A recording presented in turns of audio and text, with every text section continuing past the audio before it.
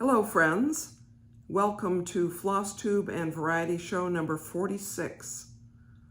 I'm Emily Williams in Chapel Hill, North Carolina, and this is Friday evening, June 3rd. This is Flosstube, meaning cross stitch and things having to do with floss, and Variety Show, meaning of the things, and I appreciate you joining me. I continue to have new subscribers, which I really am delighted by. Thank you very much. And I enjoy the comments that many of you leave. That's also fun. Thanks for engaging with me with regard to my videos. So as I say, Flosstube has to do with cross stitch, and I do have some cross stitch to show. So let's just get started with that. I'm going to, as I've kind of said as a promise, that I'm going to show under the roof of blue Ionian weather every other week. So I didn't show it last week. So here it is, the chart. It's done by Golden Kite. I don't keep wanting to say on Golden Kite.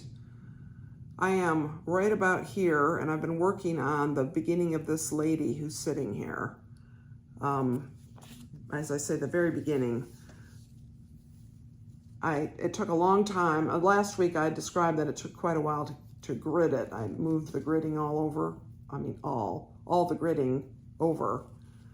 So I'm gridded out to 230 or so. And I also had described when I was gridding the tiger piece that I used a different color gridding in order to sort of keep track of which row numbers I was on. It's really hard, I find. I may actually, the next time I move the hoop, I may take out this clear gridding and put in the red gridding and just have to remember it somehow. But a little bit of progress. So there, it's keeping moving. This is, I think, the sleeve of this woman who is here. I think that's her sleeve. I was going to try to get the flowers on the bench next to her, just to do them for a little variety in the gray color, but I didn't. And speaking of that, I really wanted to show you a few things about this. So Golden Kite, as a cross-stitch pattern maker, or I guess we could call it art reproducer in cross-stitch, is known for their gradation in color and their beautiful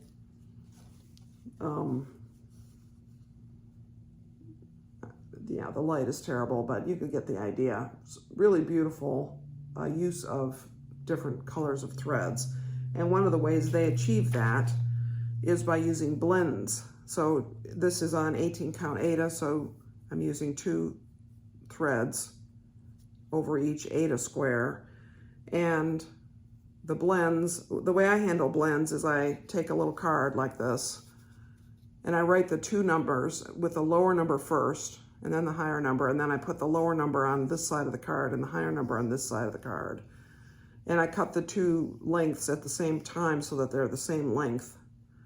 Then when I wind them on, then when I take it off and choose 1 thread of each color to make my combination thread that I'm going to stitch with, they're the same length. And so this is how I keep track of them on little bobbins. And I have a whole box. Pardon my turning my back on you. I should have had this ready. Wonder what I just dropped. Well, I have a box here of all of the blends. And I think this is probably close to all of the blends. I might not have quite gotten to them yet. I make up the cards as I need them because it would be daunting to set up the whole thing in advance, and I don't mind making up a few every now and then. So that's how I keep my blends, and then I keep them here. And the cards that have the full skeins of floss of just 1 color, I keep in a different box. And because I always put the lower number of the 2 threads top, I always sort it by the lower number, and that happens to be how Pattern Keeper sorts also. So it's pretty easy when I am using Pattern Keeper to figure out which card I need to find next. But I wanted to show you I'm going to try to show you here on the camera just what blends mean. So these are 3 different shades. You can see the numbers there, which I don't remember the numbers, but they're 3 different numbers of DMC floss. And you can kind of see that they are different colors. Barely. And I took a photograph under better light, which I might insert here, just to show it a little clearer. And so what I have here is I have 2 blends, 2 cards of blends that use these 3 colors. Whoops, I'm covering up the numbers. And you can see what the numbers are that are being used. So one of them is 822 with 3866, and that's these 2. And the other one is 712 with 3866, and that's these 2. And I didn't check, but I wouldn't be surprised if there weren't an 822 and 712 blend also. Now you may ask, I mean, they're already so subtle. Why in the world can't you just pick one of these and use it? And I think that companies like Artisy, which also do very nice full coverage charts, reproductions of paintings and such, I think that is what they do. They just pick the thing that's closest. I have a couple of Artisy charts. I have not started working on them. I may, before the end of this year, start one. And they tend to have around 89 or 90 colors in them. So this Golden Kite chart, I think it has 125 solid colors and maybe 80 blends. But the Golden Kite chart does not look pixelated the way other charts do. Now, it doesn't really matter, I don't think, if you're standing 6 or 8 feet away from a cross stitch. You probably won't notice that, but when you're working on it, you definitely notice it. So when I say, from time to time, if you've watched my videos before, and sometimes I say, well, I could have shown you this, but you can't really tell anything because it's all so much gray. I'm really meaning that in like the one little area, like I don't know, I took a picture really close up. One little area, there might be 5 or 6 different thread combinations that from a distance, they'd show something. They look different, but from close up, they look the same. It's actually pretty hard to stitch it sometimes. And this morning, I've discovered that I had made a very small error. In fact, it wasn't an error in what color I used. It was that I had accidentally sewn the tail of my thread into a couple of stitches. So they were 4 strands instead of 2. And I wanted to fix that.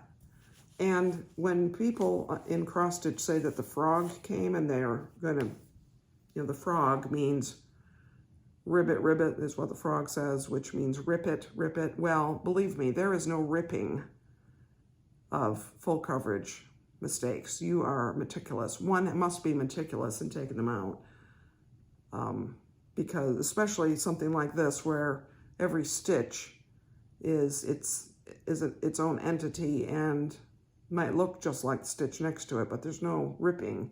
It's very carefully teasing out the thread. So it took me probably 45 minutes to pull maybe 5 stitches out because I wanted to be very careful to not pull out other stitches that I would have trouble even figuring out what I had done. But I got it out, I got it fixed. Not a great stitch total for today, but I just thought it was, since I had the my cards out, my bobbins out, and the thread skeins, I just thought I would show you that. So hopefully that was interesting. Here's something a little more colorful. Here's Flea Market Flowers by Lori Holt. And I was up in here last time and I finished that yellow flower and started the blue one. I'm telling you folks, this is so close. I have this block right here. This is a huge flower right here. And then 3 small flowers here. I feel like this is tantalizingly close to being finished. But I'm trying to not just focus on it alone because there are a lot of things I want to do. So that's that. I'm enjoying it, as I just said. Now, last time I talked about Blackbird Designs Weekend Stitch-Along, which has a hashtag, which is in the description box, BBD Weekend Sal. What was I going to work on? And I showed 3 options, and a few of you commented on what you thought I should work on, and I don't think anybody chose this one, but this is the one I chose. And one of the reasons is because I felt that I had a piece of fabric that I could do this on, and the one that a couple of you mentioned, and maybe somebody mentioned that to me in person, not in a comment only, but was the springtime one, the bird one. And I would really like to do that, but I need I don't have a piece of linen suitable for that, and I haven't quite decided I'm willing to do it on Aida, though I might be, especially because what I did decide was that one, which is called, did I even say the name of it? No. In Full Glory. And I'm using this 40 count Nantucket Brew linen. I just put some muslin around the edge of it because, sorry, it has a big crease in it, but it's going to have a lot of creases because it's not that big and I want to be able to use a hoop easily and not struggle. And the real thing that held me up on this is that these are charted primarily for over dyes. This particular one is mostly Gentle Arts, and those are threads that have slight amount of, or slight or maybe more than slight variegation in them. And DMC doesn't have variegation in its primary set of colors. So it does give a DMC conversion, but it's based on 2 threads. It uses blends, in other words, in order to achieve some of the effect of the variegation in the overdyes. Well, 40 count, you can't really use 2 threads. 2 over 2 would be really tight. And I did a little test stitch on the corner of this using 1 thread, and that's a very nice amount of coverage. So one of the things I had to do was to figure out, well, what am I doing for, what am I doing in terms of colors? So I did a lot of research, looked at some conversion charts, and let's see if I can do this without dropping it on the ground. And so these are the colors I'm using on this linen. Yeah, I can hardly show you. There we go. That's a little better. I think everything will show up fine. Some of the conversion had some of the colors. These 2 colors were much more gray or brownish gray, but they're the blue field and the flag and blue stars and the blue flowers in the in this big flower thing. And I wanted those to have a bluer tint to them than the gray threads that seem to be recommended. And also this eagle, some of the recommended conversions had this eagle, really dark sort of blackish color. I chose this dark brown. I think that's the color that eagles are. It's really hard. I'm sorry, especially this time of day in this room. The light is funny, but that is what I'm going to work on. I would have started it already and had something to show you, except it took quite a bit of time to figure out exactly what colors I was going to use, so I didn't have time to start it, but I'll start it maybe tomorrow. So one other thing I'm going to show you about cross stitch has to do with a purchase that I made, because apparently a week can't go by without me buying something, except I might have bought it before my last video, but I'm pretty sure I didn't show it. So this is another piece, design, there's a word, design, by 2x2 Stitch Art, which is an Etsy shop, and the designer is from the Ukraine. And as you know, I've poured some money into Ukraine through its cross-stitch designers recently. And this is 260 by 260 stitches approximately, so it's about 16 1/4 inches square. and it's charted as monochrome. And last year I did a monochrome piece in blues. Well, it was monochrome. Technically it was 2 shades of blue, though it wasn't just 1 shade. So it was 2 shades of blue. And I did that last year. I really enjoyed it. It was called Ornament. You can look back in old videos and see it. This, I think I would do as just one complete color all the way. And I think it would be a very relaxing stitch because not only is it all one color, but there's a lot of large areas of stitching. So I'm really attracted to this to start it this summer sometime. Maybe I would start it after Flea Market Flowers. That might be an idea. But anyway, I wanted to show you that. 2x2 Stitch Art has many lovely things on their Etsy shop. So you can tell her I sent you. Don't tell her I sent you. No need for that. So another thing I wanted to show you is this. Remember that I am doing a quilt commission for a wedding quilt for a friend of mine to give to her son and his fiance when they get married in August. And finally, the fabric came in. So I wanted to show you the fabric. And I've already done some cutting. It's going to be a, I thought I had something, piece of paper here to show, but I don't. It's going to be a tumbling blocks quilt. So if you don't know what that is, you can Google it and you'll see many examples. So the thing about a tumbling blocks quilt, the thing that, in fact, let me just, I'm sorry for reaching behind. Oh, this is it. I don't know even. So I took the effort to find this. I don't know if you can see it, but yeah, that's kind of weird, isn't it? Well, it's made up of 60-degree diamonds. And the idea is that each, if you put 3 60-degree diamonds together, they form what looks to be a 3-dimensional thing. So here's 2 60-degree diamonds. This is really not good, is it? And here's the third one. Whew, there we go. Yeah, that's totally clear, Emily. All right, you'll have to use your imagination. Sorry about that. I didn't think that through at all. Anyways, if you put 3 60-degree diamonds together, they form a hexagon that meet in the middle. And if you use color placement, that is to say value placement of light, medium, and dark, you can make it look like the light is coming from a particular direction on a 3-dimensional cube. And if you put a lot of them together, then you can make it look like you have stacks and stacks and stacks of 3-dimensional cubes with the light all coming from a certain direction. And so that is the idea behind this quilt. And the fabrics are these. And you remember I had her, and the light is not great, but I had her send me floss. So if you look at the very top of this where the light is hitting it the same way it's hitting the fabric, that's the best view because otherwise you have shadow down here.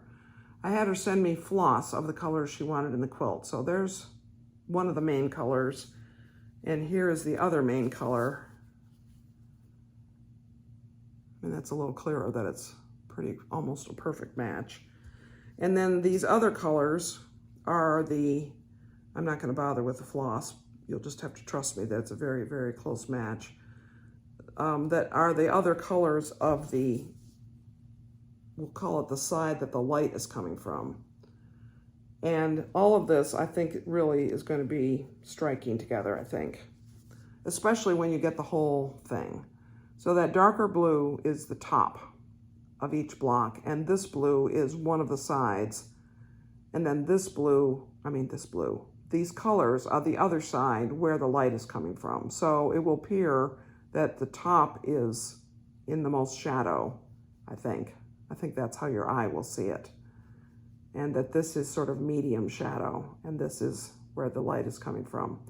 And already made, cut out some pieces, and I will start to sew them together soon. Now, my friend who commissioned this is an artist by trade. I knew her in college, so she's been an artist for a long time. And she did not just say, use these colors and do your best. She meticulously put each color in here. And so she did it I suggested that she assign each color a letter and then give me a key that related the letters to the floss colors. So since each little segment is made up of the same dark blue, the same peacock blue, we'll call it, and one of the other colors, it actually will be pretty easy for me to assemble this by creating little stacks of the little hexagon combinations with just the purple, and another stack with just the light blue, and another one with the light green, another one with the pink, and another one with the dark green. So I'll be able to do that, and then using the chart, assemble the hexagons together so that it will match her design. So that is my plan. One of the things that happens when you're sewing 60-degree diamonds together is that you have to, you end up with, I'm going to try to hold two of them up again because I think I can demonstrate this. Let's see. So here I have these two that I'm sewing together. So I sew them like this, and that's fine because I'm just sewing that straight seam that goes between them. Now when I want to add the one that's going on the top here, that one, I have to sew down one straight seam, and then I have to be able to turn in order to sew the other straight seam. And you can up this other way, and you can see that that forms something like the letter Y. So that's called a Y seam.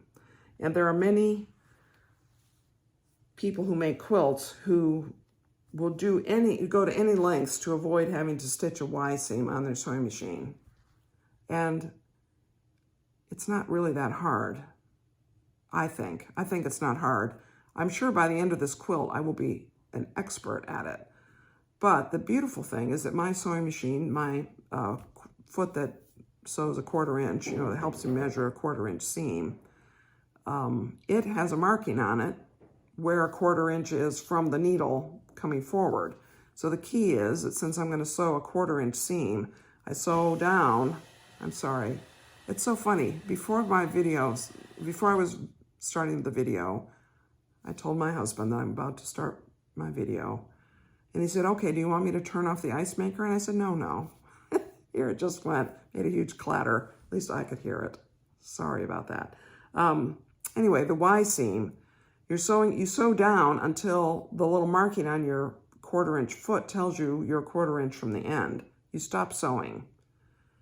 You open that up and you put the fabric again and you start sewing down the other end. So you have made a little corner right there by pivoting to make that other seam, the other part of the Y, if you will.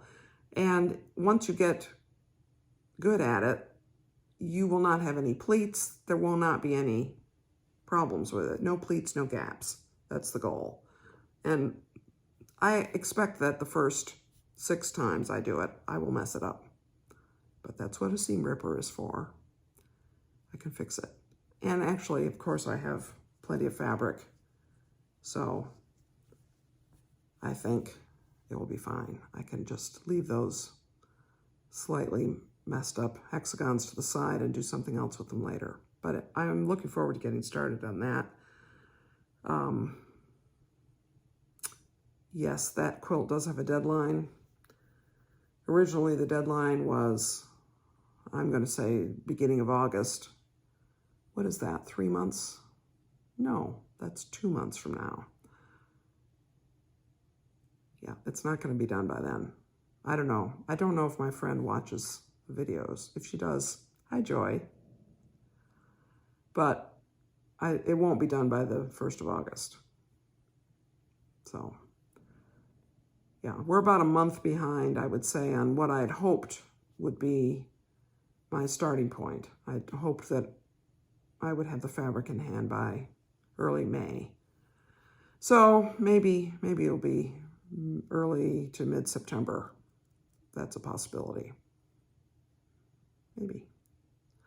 So anyway, I really thought that this week I was going to have a lot more time to do cross stitch and have more to show, and that I would have more to show in my variety show. But our church is having its annual meeting. Some of you may have seen my little YouTube short I put up earlier Friday afternoon. That today, in case this doesn't get uploaded until Saturday, possible. Our church is having its annual meeting on Sunday, and I retired 18 months ago, and I was succeeded by a very capable person, but because of the COVID situation, this is the first annual meeting we've had since he started that has had sort of a normal setup and a normal way it's going to be managed, and he's never done it in a normal environment. So I was thrilled to be invited to sort of advise and say how we used to do it, and I have hung out with the admin team and done Wordle and Quartle and Octortle and so forth with them, and had a lot of fun helping with getting this meeting going. But it's taken quite a bit of time. So that's one reason I haven't had as much to show. I hope you're not disappointed. I hope to have more to show next week because I plan to say no more often next week. We'll see how that works. I think it will. Anyway, that's all for today. Thank you so much for subscribing. If you're watching and not subscribing, one advantage that subscribing brings to you is that if you subscribe and put on your notifications bell, then you'll be notified when I post a video. Every so often, I don't post one on a Friday. Every so often, it's a different day. So that might help you. You might like that. But I appreciate you subscribing just for the fun of it. So thank you for that. And many blessings to you, friends.